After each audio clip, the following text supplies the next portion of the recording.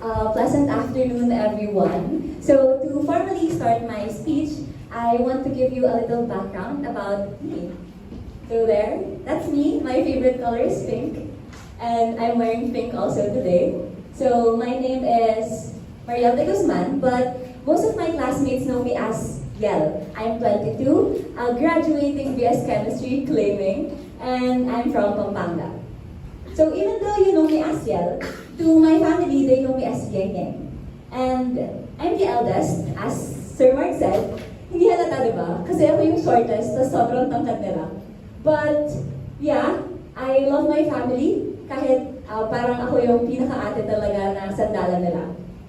My mother is an elementary teacher. My father is a company collector. So, my family's salary in a month is about 30,000 pesos. Because of this, parang bata pa lang ako sabi ko, gusto kong maging successful. Bakit? Kasi gusto kong maging mayaman para sa akin, para sa pamilya ko.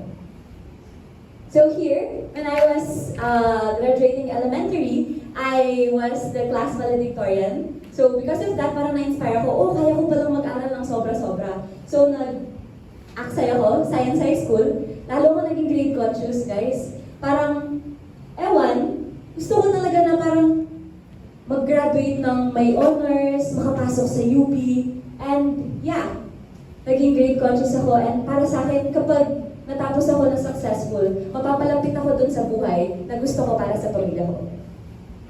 But when I entered in UP, parang akala ko, no high school, every periodical exam lang ako hindi natutulog. Tapos ngayon, everyday na. Like, everyday is finals day. So, here, parang sabi ko, ang daming believe sa akin. Sabi nga ni Sir, dahil hindi naman kami mayaman, nagtrabaho ako habang nag-aaral na kahit sobrang hirap. Tapos sabi ng mga kamag-anak ko, oh, ang galing niya, gayahin mo si Yel, grabe. Nag-aaral siya ng maayos, tapos nagtatrabaho pa siya. Hindi niya kailangan humingi ng allowance para sa pag-aaral na dito. Pero, sobrang hirap nun, kasi believe sila sa akin, pero minsan gusto kong sabihin na, kahit may pera ako, kahit maayos naman yung grades ko, kahit hindi ako sobrang talino, hindi naman maayos yung kalusugan ko. Gusto kong sabihin sa kanila na, hindi naman ako yung tinitingala nyo. What if I told you that I've fallen? Fallen as in, hindi yung Lola Amor type of fallen. Like, kasi, yung fallen for me, it's literal. Na kapag poor yung health ko, sobrang nahihimatay ako. At totoo yun pala, kapag nahihimatay ka, parang nagbo-block yung paligid. Kala ko sa movies lang yun. Anyway, ano nga ba yung definition ng health? According to WHO, sabi nila, it's not a mere absence of maladies, it's the harmonious symphony of physical, mental, and social well-being. Meaning, kung isa dyan ay hindi okay, so lahat ng yan ay importante para sa good health condition, right? If hindi okay yung isa, hindi na okay lahat. So, I want to talk about today the importance of physical health and ano ba yung mga factors na nakaka-harm sa physical health. Ang basic naman ng topic yan, grabe naman, no? Pinag-isip tayo ng malala ni Sir, tapos yun lang sasabihin mo, simula LM may health subject tayo. Pero kasi guys, ang simple din ng sagot ko kung yun yung sasabihin nyo, yun yung maiisip nyo. Bakit ba ito yung gusto kong topic? Kasi, UP students tayo. And dahil UP students tayo, alam ko kung gaano ka-tight yung schedule ng each and every one. Kahit freshy ka, second year, third year, lalo na yung mga seniors natin. And it brings me to the question, who among you slept late last night? Can I see your hands? Diba? So that brings me to the first point, which is the lack of sleep. So this is one of the factors that I'll be discussing today. So ito yung video that I took 2 days ago sa CS Live. 2 a.m. yan, di pa rin kami tulog. At ang dami pang gising. Tapos it breaks my heart. Kasi 2 a.m. tapos gising pa sila. What if may exam pa sila ng 7 a.m.? What if may class pa sila? So, ayun, kaya gusto kong unang i-discuss yung lack of sleep na nag-harm ng physical health natin. Ito yung consequences. According sa study ni Costa and Pereira, it makes you less alert, messes up your ability to do well in school, and even affects your memory.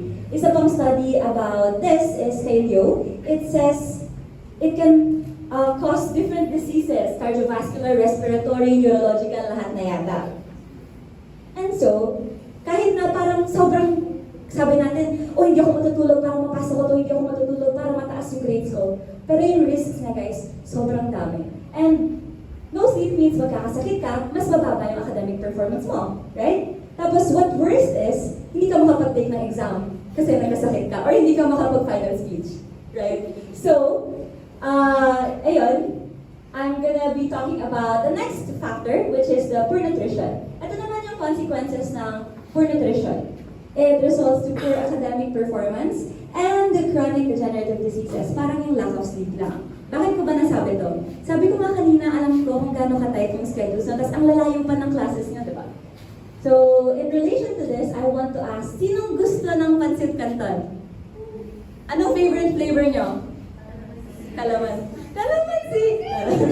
Anyway, so I also like this kasi mabilis siyang kainin, affordable, and the like. So, hindi ako magkakasis ng sobra, makakakain ako, mabubusog ako. Tapos, may time pa ako na gawin yung mga requirements ko. Pero guys, paano pag sinabi ko sa inyo, alam nyo naman yan, na high sodium siya. Na in the long run, pwede siya maka-affect sa physical health nyo. Hindi lang yun, hindi siya enough to fuel your body para mag-isip buong araw, para mag-attend ng class, para mag-exam. Hindi niya nabibigay yung nutrition na kailangan nyo. So, ang point ko lang dito is, kapag hindi na tayo natutulog ng maayos, sana naman, kumain kayo ng maayos. Kasi, kung hindi na kayo natutulog ng maayos, hindi pa kayo makain ng maayos, nawawala yung gusto nyo ma-achieve yung academic performance na gusto nyo tumaas. So with that, bakit ko nga ba gusto sabihin to? Why do our students know these things but fail to prioritize our health? I know our reservations, guys. Ulit-ulitin ko, alam ko na may mga time constraints tayo. Na hindi naman natin maisip na, oh, hindi ako nakakain kanina, oh, hindi ako nakain ng gulay kanina, kailan ako nag-chicken, kailan ako nag-beef, gano'n. Hindi natin maisip yun dahil puro ACADS lang tayo. And for me, na may ACADS and my work, sometimes, hindi talaga ako kumakain. And, last 2022, I experienced some acid reflux. Pero, syempre matigas yung ulo ko. Gusto ko pa rin ng pera, gusto ko ng mataas na grades. So, ayun, dinagdagan ko pa yung work schedule ko, dinagdagan ko yung mga tutors ko. Tapos, noong 2023, nag-celebrate ako ng birthday ko na nag-overnight sa CS Live para magpasa ng requirements. Pero noong October, I had severe acid reflux, heartburns, and nagsusuka na ako araw-araw. Pero matigas pa rin yung ulo ko. Hindi pa rin ako nagpa-check up. Bakit? Isa pang reservation na alam ko na nakakapigil sa atin para magpatingin and i-prioritize yung health natin is mahal magkasakit sa Pilipinas. Kasi nga naman, bakit ka magpapacheck up kung gagastos ka lang, right? Bakit hindi ka na lang magpayaman, magtrabaho, mag-aral? Diba?